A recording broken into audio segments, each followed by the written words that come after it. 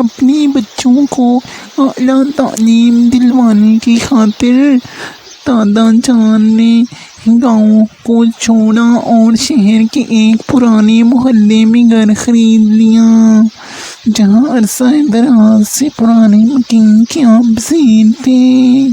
مکانات بھی یہاں سبھی پرانے زمانے کے تعمیر شدہ تھے، لیکن بہت کشادہ اور مضبوط تھے۔ اسی وجہ سے اس عمارت میں شکست و ریخت کمیں ہی تھی۔ دادا کا خیال تھا کہ نئے علاقوں کی نسبت یہاں کے باشندے زیادہ قابل بھروسہ ہیں۔ یہ نئی کالونیوں میں طرح طرح کے لوگ آ کر آباد ہو جاتے ہیں، جبکہ ان کے پس منظر کا پتہ نہیں ہوتا۔ ان کا کہنا تھا مکانات اور محلے بے شک پرانے ہوں، لیکن مکان کو شرف مکین سے ہوتا ہے۔ جو گھر دادا نے خریدا وہ اچھی حالت میں تھا۔ انہوں نے معمولی شکست و ریخت کو درست کرا لیا اور اپنے کنبے کے ساتھ اس میں شفٹ ہو گئے۔ اسی محلے میں قادر صاحب رہتے تھے۔ یہ دادا کے پرانے دوست تھے اور انہیں نے مکان دلوایا تھا۔ محلے کی گلیاں چوڑی اور سامنے چوک تھا۔ مکانات پر لکڑی کے عمدہ چوبارے نہایت ہنرمندی سے بنائے گئے تھے، جن پر پھول بوٹے نقش و نگار کندہ تھے۔ ان کی ابتدا سے بھی نصف صدی بعد بھی قائم تھی، تبھی یہ گھر شاندار اور دلکش لگتے تھے۔ کمرے بڑے بڑے اور ہوادار، جبکہ دالان پختہ سرخ اینٹوں سے بنے ہوئے، اس مہارت سے کہ کسی ایک اینٹ کو کونا تک نہیں ٹوٹا تھا۔ رشتے دار آتے تو مکان کی تعریف کیے بغیر نہ جاتے تھے۔ اسی گھر کے ساتھ ہی ایک دوسرا مکان برائے فروخت ہوا، عرصے سے خالی پڑا تھا۔ جن کا تھا وہ اس میں چند دن رہ سکے اور فروخت کر دیا۔ نیا مالک آتے ہی بیمار ہوا اور فوت ہو گیا، تبھی اس کی دل برداشتہ بیوہ نے گھر بیچ دیا اور کسی دوسری جگہ ماں بچوں کی شفٹ ہو گئی۔ یہ گھر تب سے خالی تھا۔ بدقسمتی سے تعمیر کرانے والے اور خریدنے والے کوئی بھی اس میں نہ رہ سکے، تو لوگ اس مکان سے خوف کھانے لگے۔ انسانوں کی طرح مکانات کی بھی ایک ایسی ہسٹری ہوتی ہے۔ ہمارے دادا نے جو گھر خریدا تھا اس کے ساتھ والے مکان کی یہ ہسٹری قادر صاحب نے ہی ان کو بتائی تھی، لیکن دادا تو مال کے قائل نہ تھے۔ یہ لوگ اسے بدقسمت مکان کہتے تھے۔ بدقسمت مکان بہرحال بہت توجہ سے بنوایا گیا تھا، ہر لحاظ سے عمدہ۔ ایک چھوٹا سا محل معلوم ہوتا تھا۔ محلے کی یہ سب سے خوبصورت عمارت تھی، جس کو برسوں سے تالا لگا ہوا تھا۔ دادا جان کی گاؤں میں کچھ آباد زرعی اراضی تھی، جس سے کچھ خاص آمدنی نہ آتی، کیونکہ جو لوگ برسوں سے اس پر آباد تھے وہ 3 حصے پیداوار خود رکھ لیتے اور ایک حصہ دادا کو دیا کرتے۔ ان سے زمین واگزار کرانا کٹھن مرحلہ تھا، لہٰذا دادا نے سوچا کہ کیوں نہ اس اراضی کو فروخت کر دوں۔ انہوں نے انہیں لوگوں کو آفر کی کہ اگر یہ زمین خریدنا چاہو تو میں جاری نرخ سے کچھ کم آپ پر فروخت کرنے پر تیار ہوں۔ وہ لوگ تو چاہتے یہی تھے۔ فوراً راضی ہو گئے، سودا طے پا گیا اور دادا جان نے وہ ملکیت فروخت کر کے ان سے رقم لی۔ ایک روز قادر صاحب نے بتایا کہ آپ کے برابر جو مکان خالی پڑا ہے اس کے مالک بیرون ملک سے آ گئے ہیں اور کل مجھ سے ملنے آ رہے ہیں۔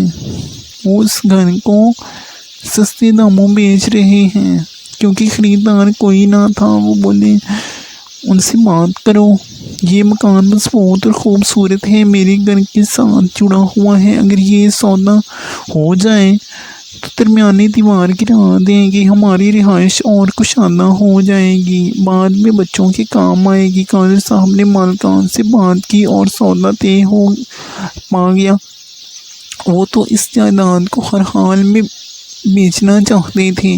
مکان چونکہ سستا مل رہا تھا، دادا ابو نے خرید لیا۔ ان دنوں ابھی میرے والد کی شادی نہ ہوئی تھی اور وہ دادا جان کے بڑے بیٹے تھے۔ جب ابو کی شادی ہو گئی، دادا نے ان کو اسی مکان میں شفٹ کر دیا۔ شروع میں امی اور ابو اس میں رہائش پذیر ہوئے، لیکن میری والدہ کی جی گھبراتا تھا۔ انہوں نے اپنی والدہ سے درخواست کی کہ نابی کو میرے پاس بھیج دیں، مجھ کو اکیلے میں ڈر لگتا ہے۔ یہ ایک لاوارث خاتون تھیں، عرصے سے نائی کے پاس تھیں اور امی ان سے مانوس تھیں۔ نابی ہمارے گھر رہنے آ گئیں۔ میری پیدائش کے بعد امی کو نابی کی ضرورت ہوئی، سو وہ مستقل ہمارے گھر قیام پذیر ہو گئیں۔ میں چھوٹی سی تھی، وہ مجھے لے کر پائیں باغ میں جا بیٹھتیں، خود چٹائی پر آنکھیں موندے لیٹ کر دھوپ سینکتیں اور قریب ہی میں کھلونوں سے کھیلتی رہتی۔ وہاں آم اور جامن کے درخت تھے، کھیلتے ہوئے ادھر کی طرف چلی جاتی۔ عموماً 3 سال کے بچوں کو باتیں یاد نہیں رہتی، لیکن اس وقت کی باتیں اچھی طرح میرے ذہن میں آج بھی محفوظ ہیں۔ درخت کے نیچے میری عمر کے اور بھی بچے مجھ کو کھیلتے نظر آتے۔ وہ گولے چٹے، وہ گول مٹول سے ہوتے اور میں ان کے ساتھ کھیلنے لگتی۔ نابی کی شاید آنکھ لگ جاتی تھی اور میں کھیل میں مگن ہو جاتی۔ تب امی کی آواز سنائی دیتی، نابی پنکی کو لے آؤ، اس کا کھانا تیار ہے، کھلا کر سلا دو، تھک گئی ہوگی۔ امی کی پکار پر نابی کو ہوش آتا، ہڑبڑا کر اٹھ بیٹھتی اور مجھے بازوؤں سے پکڑ کر اٹھاتی۔ وہ اندر چلنے کو کہتی اور میں ساتھی بچوں کی طرف رہنا چاہتی۔ تب روتی اور ضد کرتی تو نابی حیران ہو کر کہتی، ارے چلو پنکی، آخر تم کس لیے نہیں جا رہی ہو؟ میں اشارہ کرتی، تب کہتی، یہاں کون ہے؟ یہاں تو کوئی بھی نہیں ہے۔ وہ مجھے اپنی طرف کھینچتی اور میں چلاتی، نابی وہ نہ جانے اسے اپنی معصوم آنکھوں سے کیا نظر آتا ہے۔ کیا ہے پنکی وہاں؟ وہ تشویش بھری لہجے میں پوچھتی۔ میں درخت تلے بیٹھے بچوں کی طرف اشارہ کرتی، اپنے ساتھ کھیلنے والے بچوں کی موجودگی کا احساس دلاتی، مگر ان کو کچھ بھی دکھائی نہ دیتا۔ بازوؤں سے پکڑتی اور زبردستی اندر لے جاتی۔ بی بی جان دیکھو تو، پنکی کو یہ روز ایسی کھیل میں مست ہوتی ہیں کہ جب اندر آنے کا کہتی ہوں ضد کرتی ہیں، زبردستی لاتی ہوں تو رونے چلانے لگتی ہیں۔ شروع میں امی نے دھیان نہ دیا۔ ایک روز وہ ادھر آ گئی، دیکھا کہ نابی مدہوش پڑی ہیں اور میں درخت کے سائے تلے کھیل میں مگن ہوں، لیکن ایسے کہ جیسے کوئی بچہ دوسرے بچوں کے ساتھ کھیلتا ہے۔ اس انداز سے میرا کھیلنا امی کو عجیب لگا۔ آگے بڑھ کر مجھے اٹھا لیا، تبھی رونے چلانے اور مچلنے لگی۔ اتنے میں جو بچے میرے ساتھ کھیل رہے تھے وہ اٹھ کر بھاگے اور غائب ہو گئے۔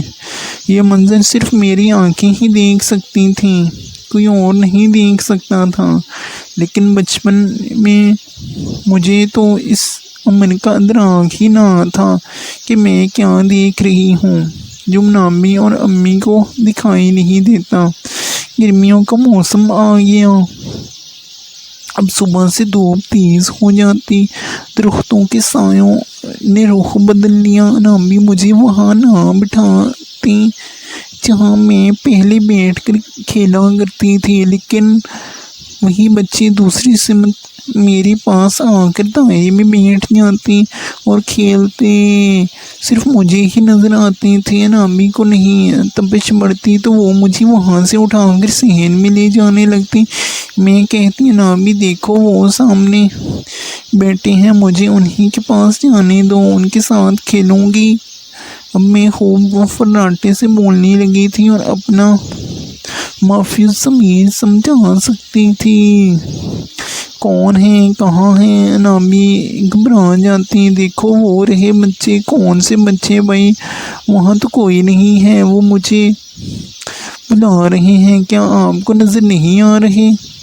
نہیں تو جانے کیا کہتی ہو۔ چلو میں مچل جاتی، ادھر کو بھاگتی جدھر وہ سوتے ہیں۔ انامی حیران ہو جاتی۔ ایک دن انامی نے والدہ کو بتایا، وہ مجھ کو اس وقت دیکھنے آئی جب میں بائیں باغ میں اپنی مخصوص جگہ پر کھیلنے میں مصروف تھی۔ میرے کھلونے ایک طرف پڑے تھے اور میں ان بچوں کے آگے پیچھے بھاگ رہی تھی جو صرف مجھے نظر آتے تھے اور انامی کو دکھائی نہ دیتے۔ میری ماں دنگ رہ گئی۔ انہوں نے عجب انداز سے کھیلتے پایا، جیسے کہ میں کسی کے ساتھ کھیل رہی ہوں، بھاگ دوڑ کر رہی ہوں۔ وہ ڈر گئیں اور مجھے دادی کے پاس لے گئیں۔ ان کو احوال بتایا۔ وہ بولی بہو یہ مکان عرصے سے بند پڑا تھا، ممکن ہے کسی اور مخلوق نے بھی اس میں بسیرا کر لیا ہو، تم اس کو درختوں تلے مت کھیلنے دیا کرو، بلکہ بائیں باغ کی طرف جانے والا دروازہ ہی بند کر دو۔ والدہ نے ایسا ہی کیا۔ نتیجہ یہ ہوا کہ میں چڑچڑی اور بیمار ہو گئی، کھانا پینا چھوڑ دیا۔ تب دادی مجھے دم کرانے ایک مولوی صاحب کے پاس لے گئیں۔ اب وہ روز گھر آ کر مجھ پر دم درود کرتے۔ تب میں نے کھانا پینا شروع کر دیا، لیکن بائیں باغ کو جانے کی اب بھی ضد کرتی، کیونکہ میرے ساتھی وہاں تھے جن کے ساتھ کھیل کر خوش ہوتی تھی۔ انہی دنوں میری بہن پیدا ہوئی۔ اب میں اکیلی نہ تھی، چھوٹی کے ساتھ خوش ہوتی تھی۔ انامی اسے لے کر صحن میں بیٹھتی اور امی کھانا بناتی۔ ایک روز وہ برآمدے میں چولہے میں لیٹی تھی اور انامی پاس بیٹھی تھی۔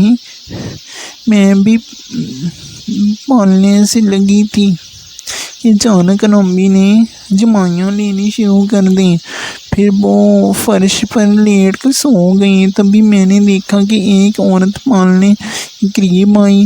اس نے ننھی کو بازو میں اٹھا لیا اور درخت کی طرف چلی گئی۔ یہ منظر دیکھ کر میں رونے لگی تو انامی کی آنکھ کھل گئی۔ میں نے پالنے کی طرف اشارہ کیا۔ وہ حیران ہو گئی کہ ننھی کدھر گئی ہے۔ تبھی میں نے روتے ہوئے درخت کی طرف اشارہ کیا۔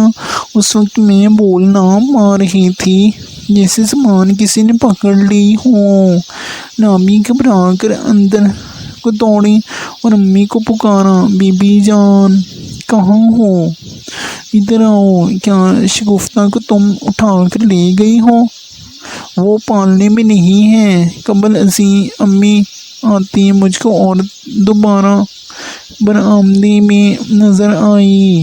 اس نے میری ننھی منھی بہن کو پھر سے پالنے میں لٹا دیا، خود درخت کی سمت چلی گئی اور غائب ہو گئی۔ امی نے دیکھا کہ ننھی تو پالنے میں لیٹی ہے، بولی انامی کیا ہو گیا ہے تم کو؟ بچی تو یہ سو رہی ہے اور تم واویلا مچا رہی ہو۔ انامی بیچاری لاجواب تھی۔ میں بتانا چاہتی تھی سب کچھ، مگر بتا نہ سکی، زبان نے ساتھ نہ دیا۔ وہ عورت بعد میں بھی کئی بار بائیں باغ میں اور نلکے پر مجھے دکھائی دی۔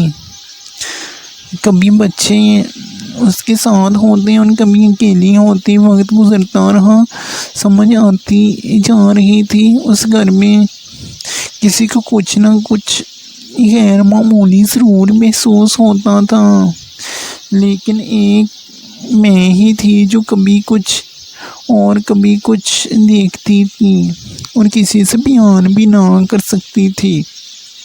ایک بار دیکھا کہ کچھ لڑکے اور لڑکیاں بیری کے درخت کے ارد گرد چکر لگا رہے ہیں اور تو عورتیں نلکے پر کپڑے دھو رہی ہیں۔ ایک بار جانے کے موسم میں دیکھا کہ درخت پر آم لگے ہیں، ضد کرتی ہیں نامی آم توڑ کر دو۔ وہ کہتے ہیں یہ کیسی بن موسم برسات ہے بھائی، کیا سخت جاڑے میں کبھی آم کا پھل آتا ہے؟ کہاں ہے آم؟ وہ دیکھو ہو رہی، میں اصرار کرتی لا دو نارے بھائی، مجھے نہ ستاؤ، وہاں کچھ نہیں ہے، چلو اندر کبھی کھینچتی وہی کمرے میں لے آتی۔ میں روتی رہ جاتی، جانے یہ کیسا کرشمہ تھا گھر میں، مجھے ہی کچھ نہ کچھ غیر معمولی نظر آتا تھا، کسی اور کو نہیں۔ خدا جانے ان دنوں میری آنکھوں میں کوئی ایسی قوت در آئی تھی جو ان چیزوں کو بھی دیکھ لیتی تھی جن کو عام آنکھوں سے نہیں دیکھا جا سکتا تھا۔ 7 سال کی عمر میں مجھے دور دراز فاصلے پر ہونے والی باتیں سنائی دینے لگیں۔ اگر امی نانے کے گھر بیٹھی ان کے ساتھ باتیں کر رہی ہوتی تو میرے کان ان باتوں کو سن رہی ہوتی تھی۔ حالانکہ نانی کا گھر ہمارے گھر سے 20 کوس پر تھا اور یہ ایک ناممکن بات تھی۔ رات کو اپنے بستر پر لیٹی ہوتی اور ساتھ والے گھر میں ہونے والی دادا دادی، چچا چچی اور ان کے بچوں کے درمیان ہونے والی گفتگو کے میرے کان سن رہے ہوتے۔ صبح ان کو بتاتے کہ رات آپ لوگوں نے یہ باتیں کی تھیں، وہ حیرت سے منہ تکنے لگتے، جیسے کہ میرے کانوں میں آوازیں کیچ کرنے والے ریڈیائی آلات لگے ہوں۔ میرے گھر والے سب پریشان تھے کیونکہ میری کئی باتیں صحیح پیش گوئیاں ثابت ہو رہی تھیں۔